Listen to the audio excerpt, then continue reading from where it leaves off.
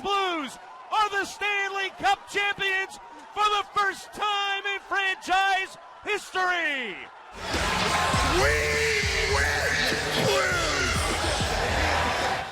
Can you believe that it's been 5 years ago next week that we were celebrating a Stanley Cup victory? A lot has happened since then, and it seems like only about 10 minutes ago.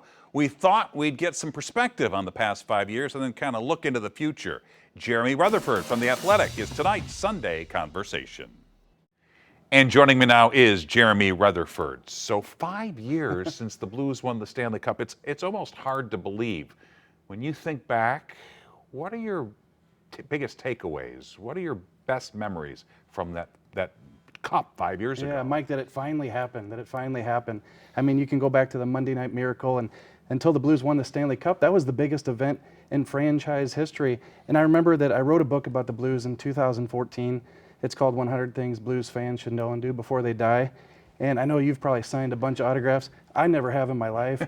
People asked me to sign the book, and I signed it, "See you at the Stanley Cup parade," never thinking that I'd actually see these people at a Stanley Cup parade, and it came to fruition. And then you did. Tell me about the Scotty Bowman moment we were talking off camera. Yeah, it was a situation where I thought, who can I talk to if and when the Blues win the Stanley Cup? And so prior to Game 6, because there was a chance they could win it here in St. Louis, and I called Scotty Bowman, not on a friend basis with him, but he takes all phone calls. And so I reached out to him and I said, if the Blues win Game 6 tonight and they win the Stanley Cup, can I give you a quick call? And he said, sure, yeah, no problem. Well, they lose Game 6. I call him the next day. I said, can I call you after Game 7? And he said, yes. So, Mike, as the Blues are throwing their gloves in the air and running to circle Jordan Binnington and celebrate a Stanley Cup, I'm dialing up Scotty Bowman. And I said, Mr. Bowman, what do you think here? And he said, they finally did it. They won a Stanley Cup. This is amazing. All right, so I guess the next question is, what the heck happened in 5 years? Because I think a lot of people thought this was going to last a while. Now the Blues have had 2 straight years where they haven't even made the playoffs. What happened to go from the top of the mountain to not making the playoffs? Yeah, Mike, I think a couple things. The one thing that some people forget is that the year after they won the Cup, that was when COVID shut things down, and they were right at the top of the standings with the Boston Bruins. After that, because of COVID, things changed in pro sports. The salary cap stayed fairly level. You weren't able to add a lot of money, and I think that changed things for the organization. And then also letting Alex Pietrangelo go, I think that was a major mistake that kind of led and set off other decisions where they've kind of been chasing themselves with the roster for the past couple of years. And then things change.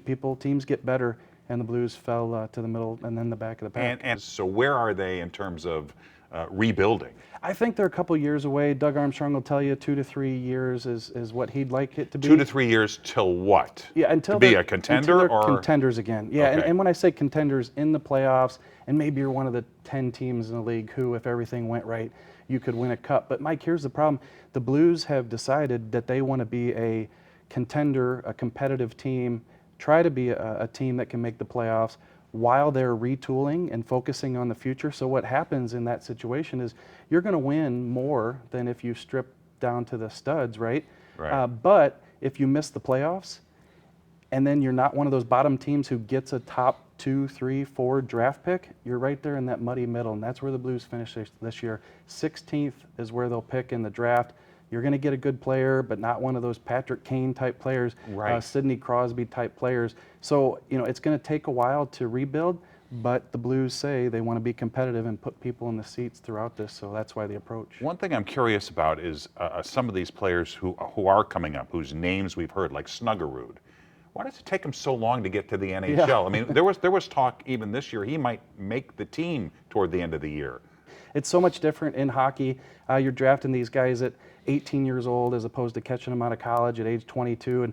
And so a lot of the Europeans, they stay over in Europe before they come over to North America. In the case of Jimmy Snuggerud, he's at the University of Minnesota. I interviewed him right after he made his decision to stay at Minnesota next season and not join the Blues. And he said, look, my grandpa went to Minnesota. My dad went to Minnesota. I want to win a championship at Minnesota. And he said, also, I've got some areas of my game where I think I can be better. The NHL will be there. I'll be there as soon as I can, but I want to stay at Minnesota. So it does take a long time. And Mike, the problem that compounds there is once they do get here, it takes them a lot longer to develop and become those types of players. So it does seem 4 or 5 years in the case of a lot of these players.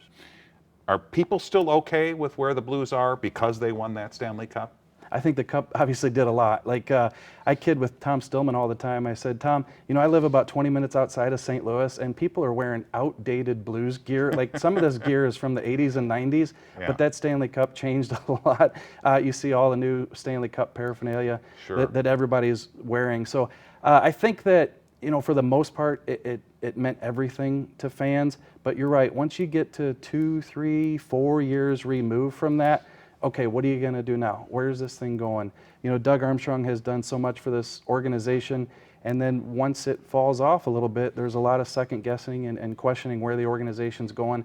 I think this draft did a lot, 3 first-round picks. We mentioned Jimmy Snuggerud a couple years ago. They have another good player in Dalibor Dvorsky coming in. So I think things can be on the upswing, but they're going to continue to have to make better decisions in the next couple of years to get this thing going again. And Chief, the coach that led them to the Stanley Cup, now has a new job. How will Craig Berube do in Toronto? I think he'll do well. I think Toronto's a team where, you know, everybody in Toronto, those players, they're put on a pedestal, right? Because hockey is the #1 sport in Toronto.